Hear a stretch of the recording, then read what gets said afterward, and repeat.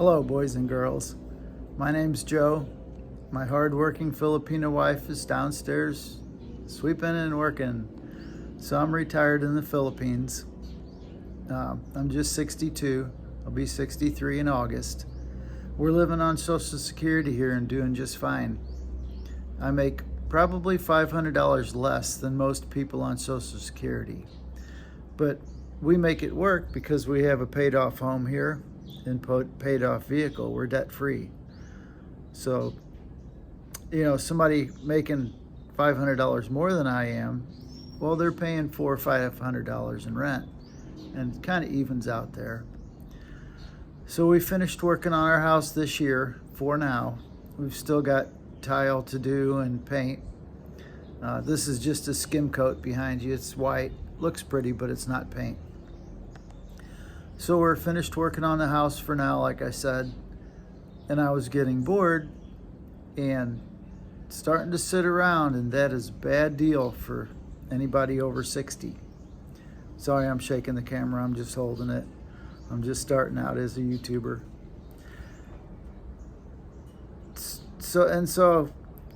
And I do get sidetracked. So I'm not the kind of guy that wants to sit in a bar all day or sit on a beach drinking pina coladas. I got to be busy doing something. I don't want to sit in a coffee shop talking politics with the other expats. And so thank God my buddy Paul McGill did a video about orphanages. The next day we joined an orphanage, and we're having a blast there. I'm a little redundant for the viewers that saw the last video, but I just want to recap, and I also want to show you a pamphlet.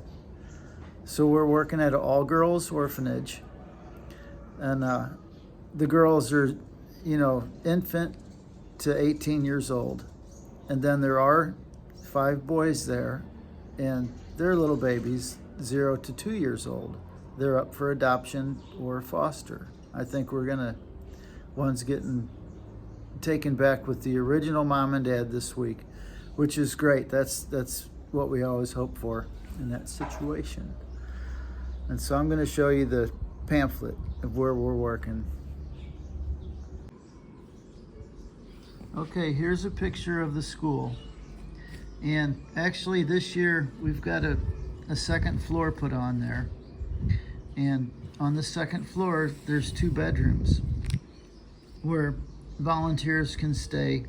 We live nearby, so of course we don't stay upstairs, but I do sneak up there every day to take a little nap and rest. My back's broken a little bit, so I rest a little bit in the upstairs bedroom when I need to. And so keep in mind, we're 13 hours difference, the time difference. So here's the name of the school. Gosh, that's blurry. There we go. Here's the phone number. And you can take a screenshot right now.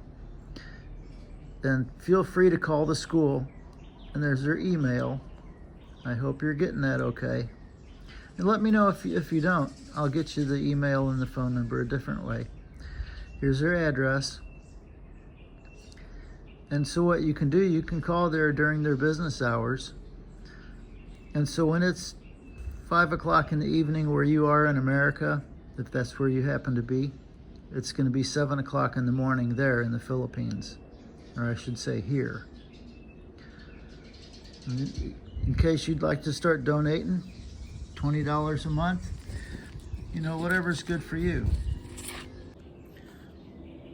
So guys, if you'd like to donate $20, $100, $5, whatever you can afford, everything helps, so please do.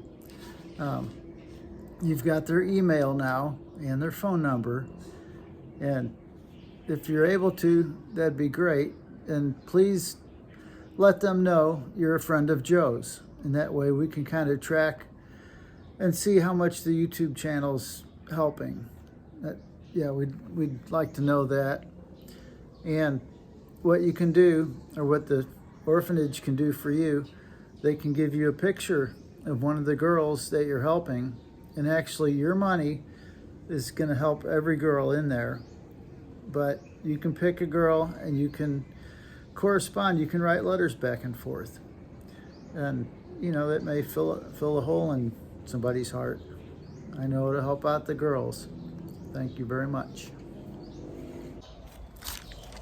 Hey guys, so my wife and I are just having an awesome time there. We really are. It's awesome. And I made some notes here, which I never do. I never have a script or notes, which I probably should, but I'm kind of lackadaisical. I am retired living on an island. So I did make a note here. So last week I told you I was going to take some girls fishing, which I did, and I got in trouble. So, now, part of our initiation, we had to go a day early on a Monday, and we're given instructions, the do's and the don'ts, and how to act. So part of it was they said, don't come in as a volunteer, don't bother the office staff. They call it administration. Think for yourself. If you think it's right, go ahead and do it. So I did. And the girls kind of tricked me because they knew I wasn't supposed to take them fishing in a pond that's in a duck enclosure. It's on the property. There's plenty of male staff around. There was gardeners out there. There was, the lawn care people. And I knew the girls had their own fishing gear, so I thought, well, of course I can take them fishing. Well, evidently that wasn't right. And guess who's working with the gardeners now in the heat? The little girls are, as their punishment. Early morning, not in the scorching tropical heat.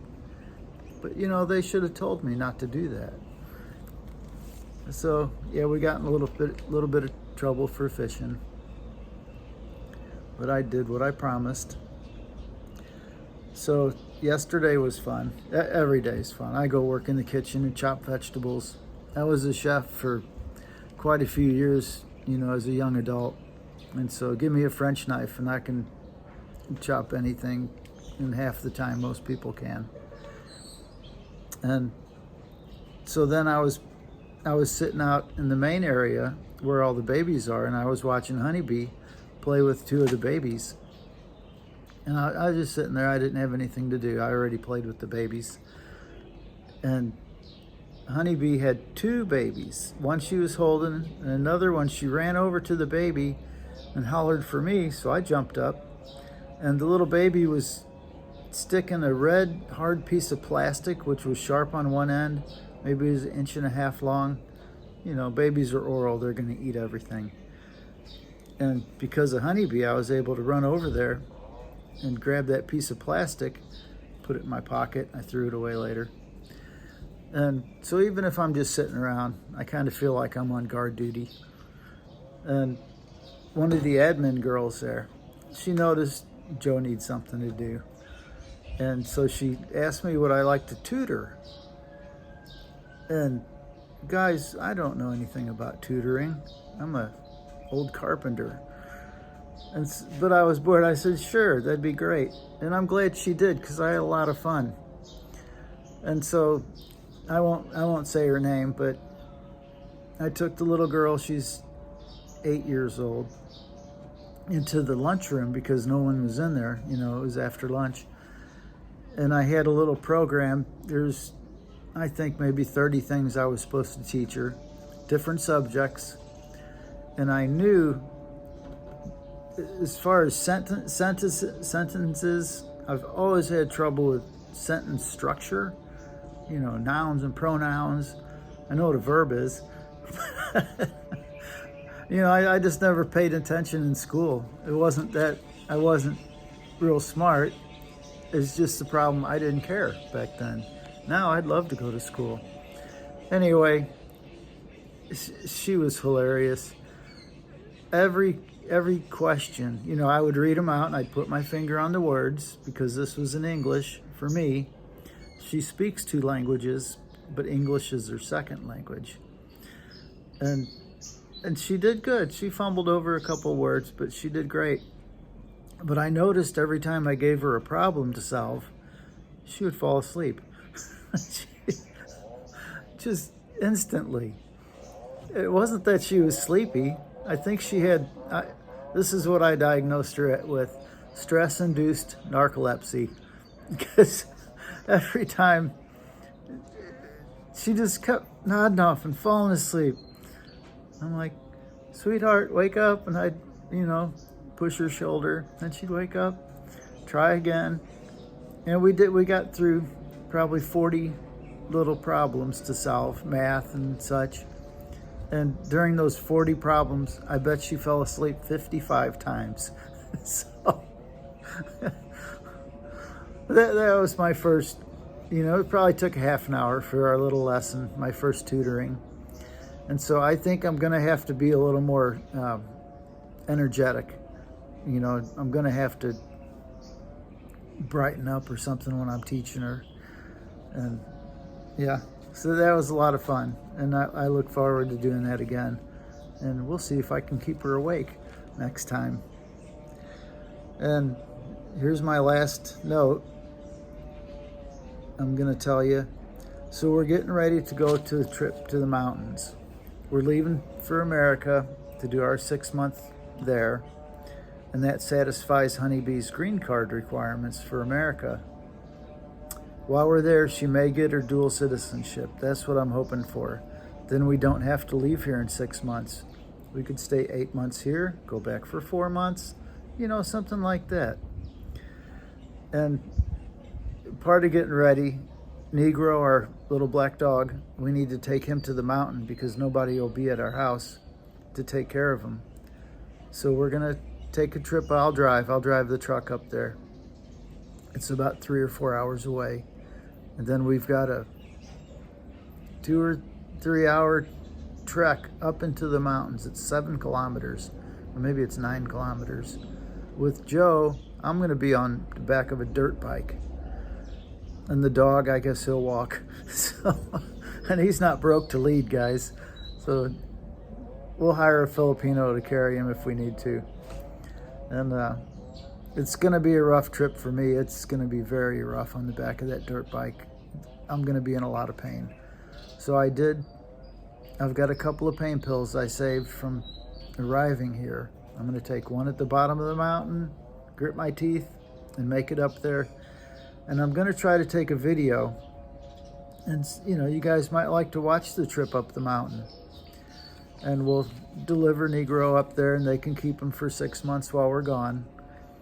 And our cat, we're just going to turn loose into the wild, and the kittens. Cats turn feral so quick, they'll be fine.